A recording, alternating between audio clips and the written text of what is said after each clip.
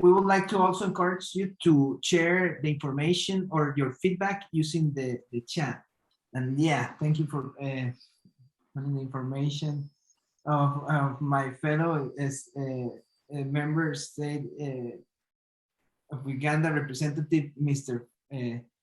Fred Ondai, to offer some closing reflections on the power of the UN Biodiversity Lab as a tool to support country-led action on the post-2020 GBF, and to help nations around the world take action during these critical years.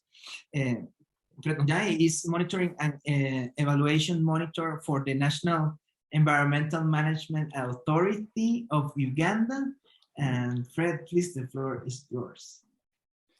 Thank you, Rafael. Hi, everybody upon the different time zones. I'm going to focus on the post-2020 Global Biodiversity Framework because my colleague Monique has already elaborated on the achievements of the ELSA and UNBL in Uganda. Now, in terms of the global framework for biodiversity, we need to look at how we are going to use the nature-based solutions and actions in achieving goals A and B. And this should be done through the protection, the restoration, and sustainable management of ecosystems through the ELSA approach, where we're going to look at the key biodiversity areas, and they are either protected, they are restored and managed across the within the division of the framework, which says that living with nature in harmony with nature.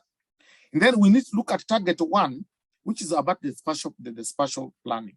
And this cuts across all other targets. Why? Because we need the real-time data and information for planning, for reviewing the NBSAPs. NBSAPs stand for the National Biodiversity Strategy and Action Plans, settlement streaming, and monitoring.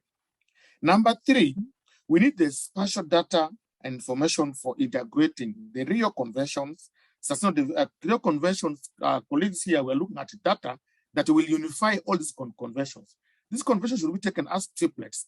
No longer one is better than the other one, or one should lead about the other one. So the 3 conventions are 3 in 1.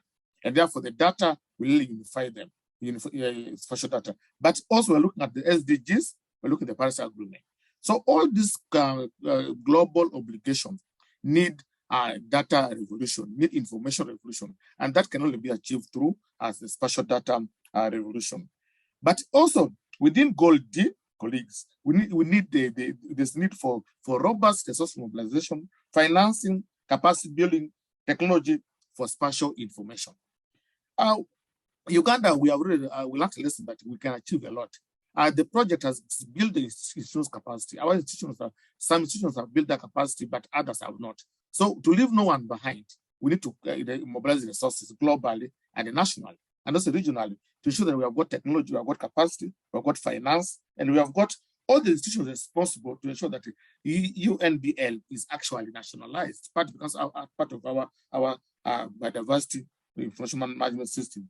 So I must say that in Uganda, in conclusion, therefore, the ELSA and the UNBL products are of great importance to us because they will help us come up with to plan and report on the key nature-based solutions and actions. That's protection, restoration, and the management of these ecosystems. And we believe that through spatial data and real-time information, we are able to review our NBSAP and therefore effectively implement post-2020 global biodiversity framework, given the equal opportunities in financing, technology, and capacity.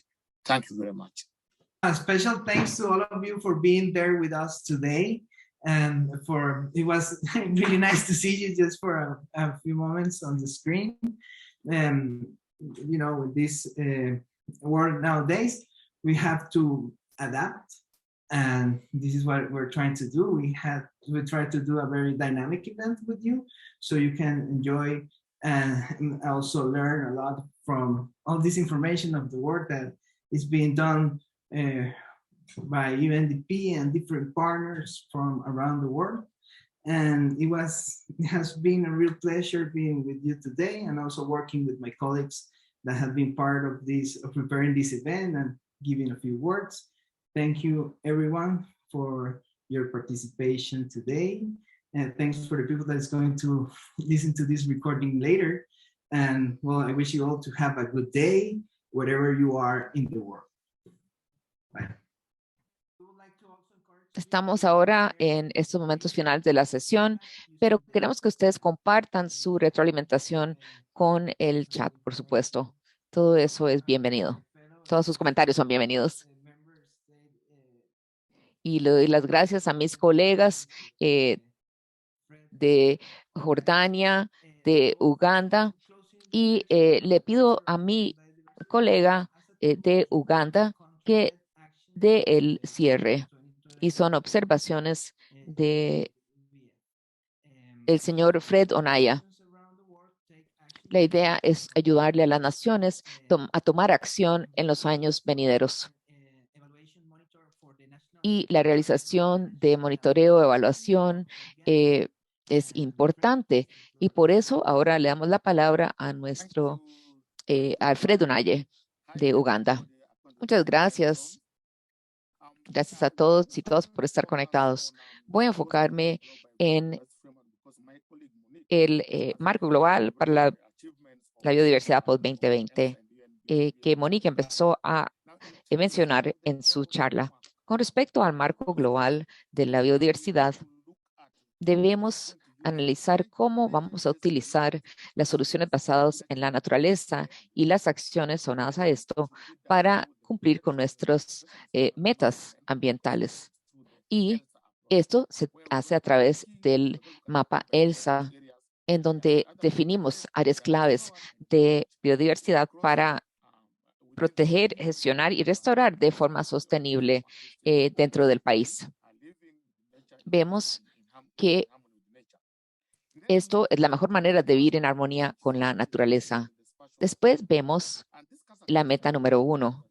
Y esto es importante porque necesitamos datos en tiempo real para poder planificación y poder establecer nuestros planes nacionales de la biodiversidad.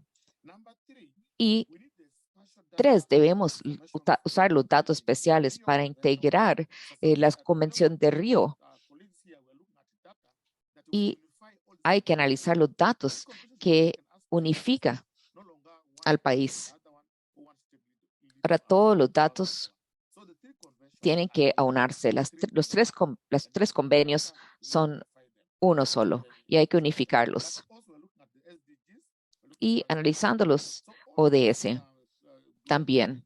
Entonces, todas estas obligaciones globales requieren información o datos y esto se puede lograr solo a través de este mapa. Entonces, debemos también realizar una financiación robusta. Requerimos también tomar pasos adecuados. En Uganda, nosotros nos enfocamos en aumentar las capacidades, que es nuestra habilidad, para dejar a nadie atrás y asegurarnos de que haya más tecnología o capacidad y poder tomar decisiones al respecto. Entonces, y esto para propósitos de biodiversidad. Sí,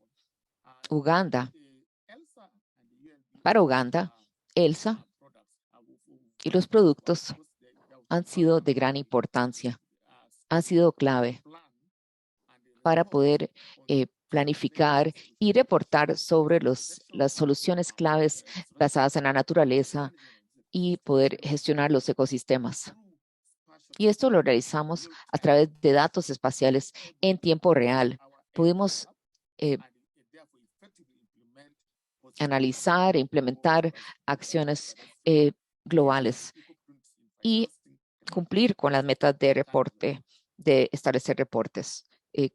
Y todo esto fue con el apoyo del mapa ELSA. Muchas gracias por sus comentarios de cierre. Excelente porque realmente es el motivo por el cual nos unimos hoy en día. Saber cómo el UNEA le puede ayudar a los países a presentar datos y ayudar a líderes tomar decisiones. Ha sido un gran placer estar hoy facilitando este taller y a mis colegas los felicito por el excelente evento. Gracias a ustedes por participar, porque sin ustedes esto no sería posible. Y por supuesto pueden escuchar esta grabación después.